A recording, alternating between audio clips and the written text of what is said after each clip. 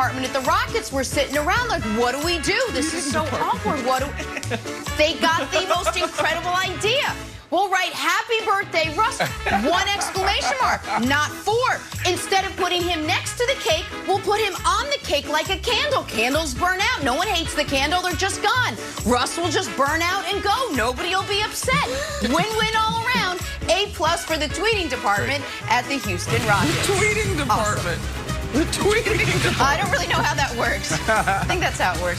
Hey, big matchup out in the NFC West. 6-2 Seahawks, 5-3 Rams. This is America's Game of the Week. It's on Fox.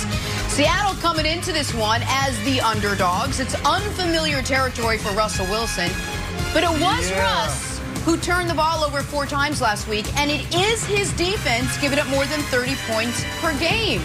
So, Brandon, we're going to keep it simple. Who wins and why?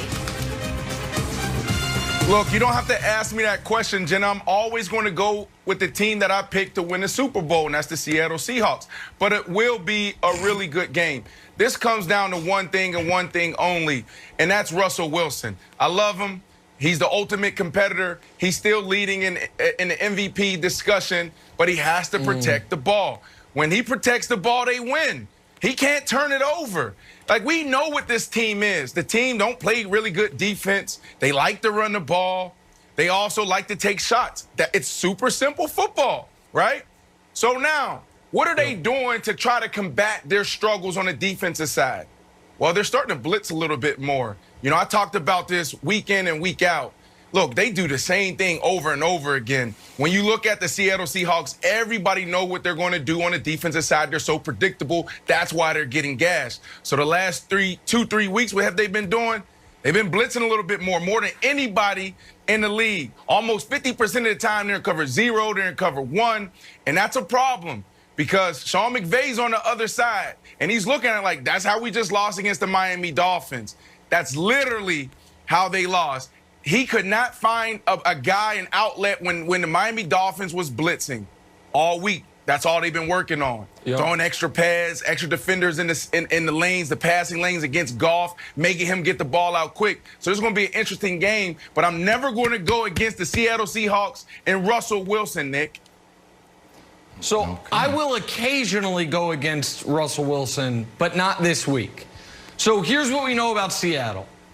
As long as Russ doesn't turn the ball over a bunch, they win. Now, it can be close. It can be by the skin of their teeth, but they find a way to win unless, when have they not?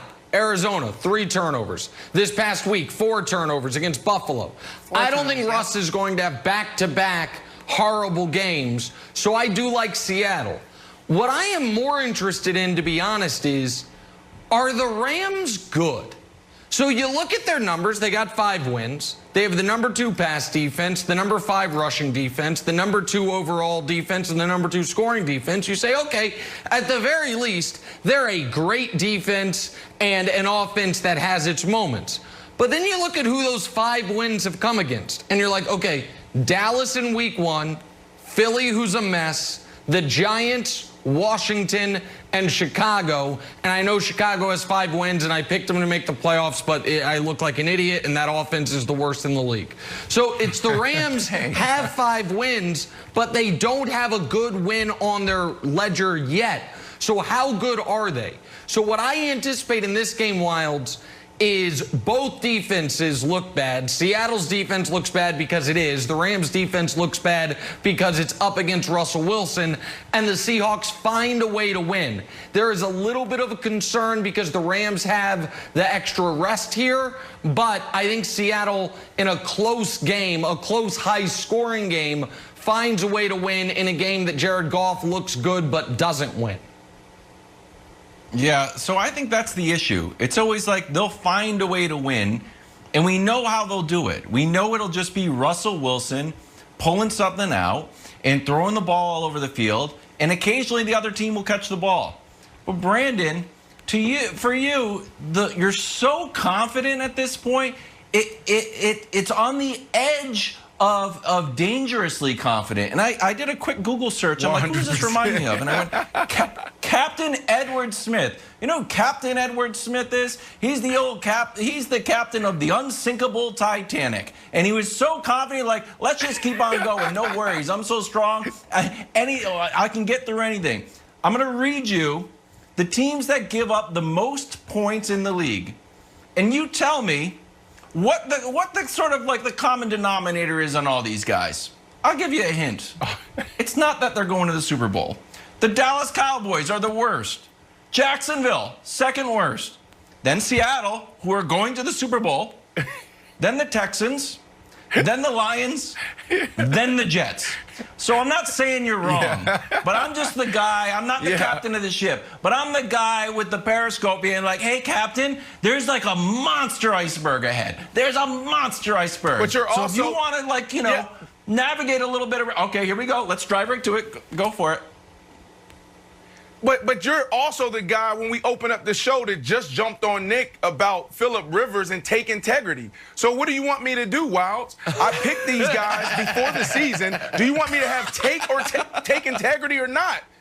Right? Like, I'm going to ride with them until the wheels fall off. I got a question, but I have a question. Take integrity notwithstanding. Do you think, Brandon, from watching the film of this Seattle team, that some of their defensive issues can be fixed? Or do you think it's endemic to this team and this coaching staff that's going to last throughout the year? Because I'm not telling you to abandon ship. I would never tell you to do that. Yep. But if you don't think they can be fixed, then they can't win the Super Bowl. The only way they can win the Super Bowl is if the defense gets at least marginally better. So what can they fix?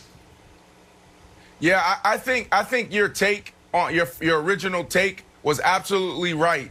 You know, they have to play perfect with that defense. Russell Wilson can't turn the ball over. And if he does that, they're going to be in the game.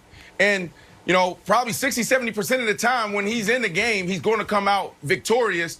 But there's some games where you may lose.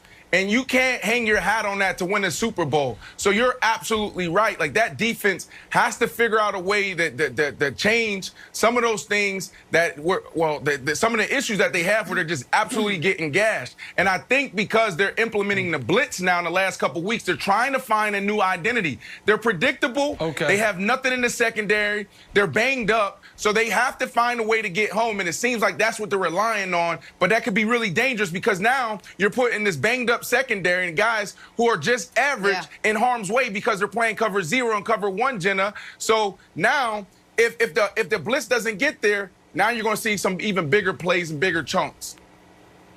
And it's getting late into the season to make any big changes on that defense. All right, we'll have Michael Vick in a little bit later. We'll talk about this some more. But we got another big matchup this weekend. Panthers hosting Tom Brady and the Bucs.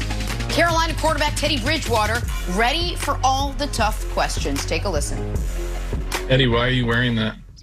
I'm here to throw a flag on any question that I don't want to answer. No, I'm just playing. I just came from work, my other job, Foot Locker. So, yeah.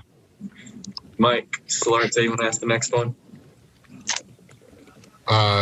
Is there a reason that you are working at Foot Locker? Well, when you got a punter who is 100% on the season completing passes, man, he makes it tough on you. So trying to find another way to generate some income.